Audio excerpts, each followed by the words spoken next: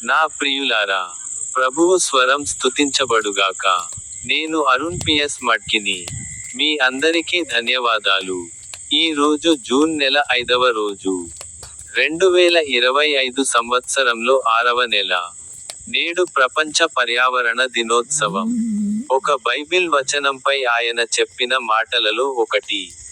2వ కొరింథీయుల అధ్యాయం 13 వచనం ఇలా చెప్పింది. కాబట్టి, సహోదరులారా, సంతోషించండి. పరిపూర్ణంగా ఉండండి. ఓపికగా ఉండండి. ఒకే మనస్సుతో ఉండండి. శాంతితో జీవించండి. ప్రేమ మరియు శాంతి దేవుడు మీతో ఉంటాడు.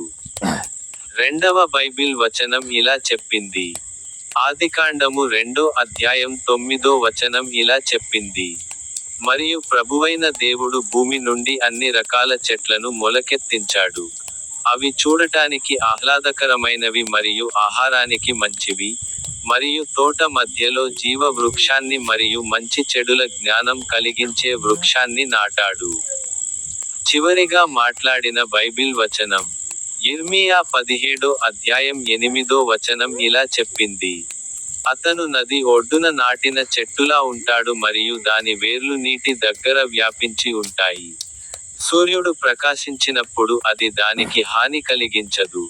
దాని ఆకులు పచ్చగా ఉంటాయి మరియు పొడి సంవత్సరంలో కూడా వాటి గురించి చింతించాల్సిన అవసరం ఉండదు, ఎందుకంటే అది ఇంకా ఫలాలను ఇస్తుంది. మీ అందరికీ హృదయపూర్వక శుభాకాంక్షలు.